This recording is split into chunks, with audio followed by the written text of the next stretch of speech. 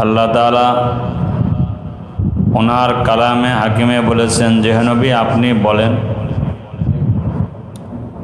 যাদের কাছে কোরআনের ইলম নাই, যাদের কাছে কোরআনের ইলম আছে তারা কখনো সমান না। তারা কখনো কি না বলেন, কথা বলেন সবাই, সমান। আর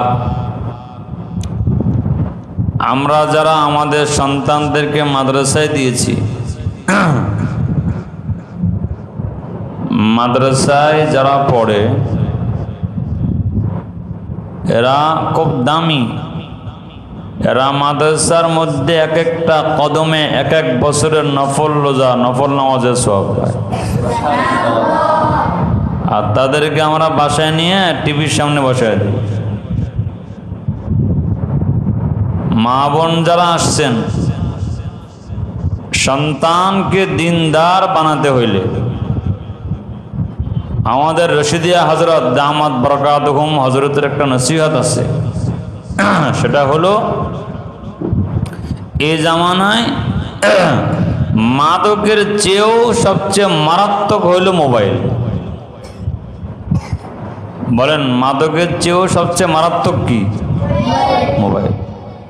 আমরা বাচ্চাদের হাতে অ্যান্ড্রয়েড ফোন দিয়ে দেই।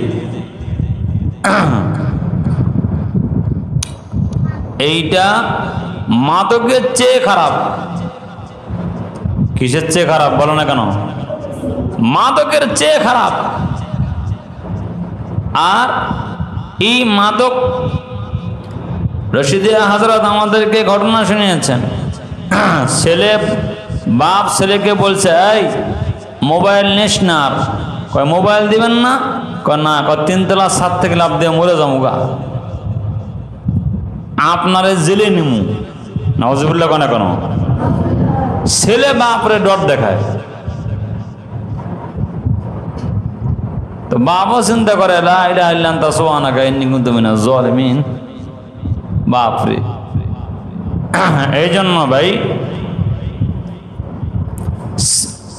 ছেলেদেরকে দিনদারি শিখাইতে হলে আমাদেরকে আগে দিনদার হইতে হবে। আমরা অনেকে আশা করি মা বোনরা, হুজুর একটু দোয়া করেন না আমার ছেলেটা যাতে বাইজিদ বুস্তামি হয়। আর বাসায় রাখছি টিভি। কেমন? ইমাম শাফি রহমতুল্লাহ আলাই ওনার ওস্তাদ ইমাম ওয়াকি রহমতুল্লাহ আলাইকে বলতেছিলেন যে ওস্তাদজি আমি যা পড়ি সব ভুলে যাই, মনে থাকে না আমার।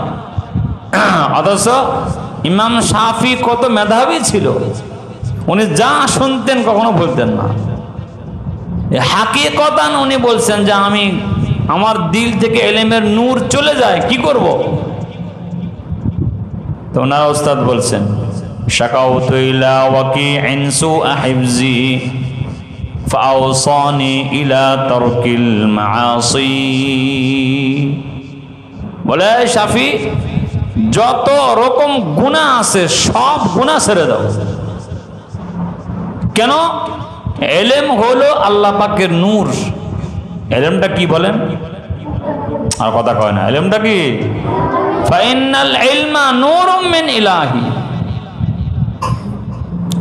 এজন্য যে মানুষটা সিনায় ইলম ঢোকে তার সিনাটা নূরে আলোকিত হয়ে যায়। যদি সে গুনাহ না করে তাহলে সে চোখ বন্ধ করলেই দেখতে পারে তার দিলের হালত।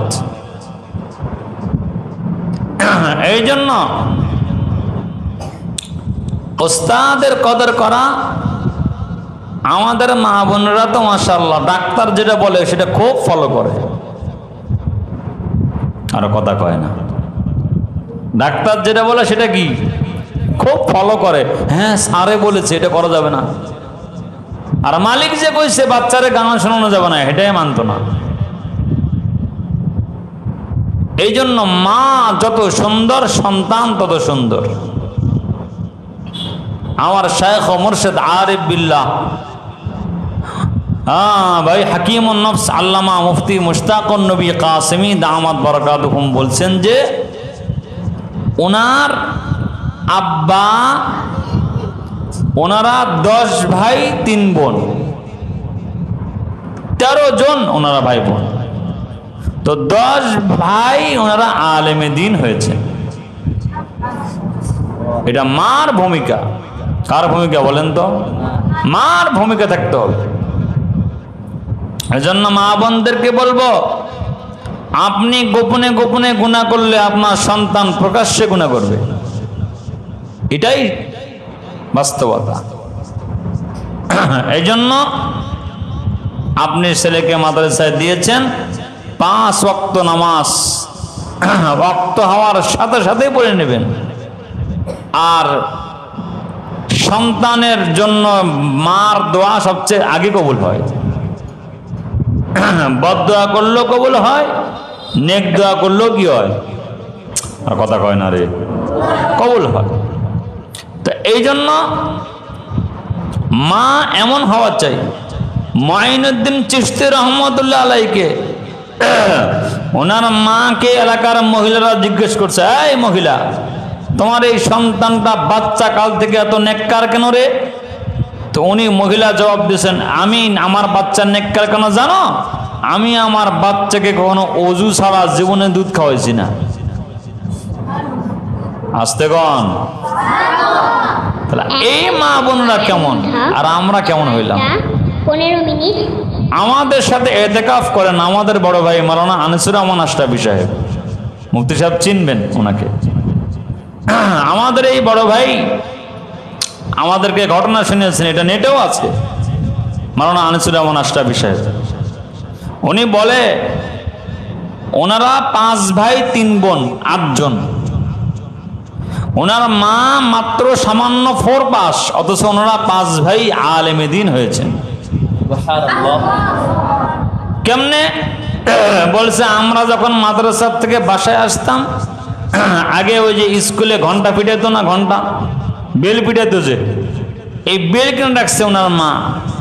ফজরের আজান যখন শুরু হইতো, প্রত্যেকটা ছেলের রুমের সামনে গিয়ে বেল পিটাইতো যতক্ষণ রুমের দরজা না খুলছে। তা আনিসুর রহমান আশরাফি সাহেব বলেন, আমি মাঝে মাঝে দরজার উপর দিয়ে করতাম, উঠতে আসি তো ওনার মা কত, তুই উঠোস নাই তো, ওঠ, দরজা খোল, এরপরে বেল বন্ধ হবে। কারণ নবীজি বলছেন, ক্বালা রাসূলুল্লাহ সাল্লাল্লাহু আলাইহি ওয়াসাল্লাম, মান সাল্লা সালাতাল ফজরি ফাহুয়া ফি যিম্মাতিল্লাহ।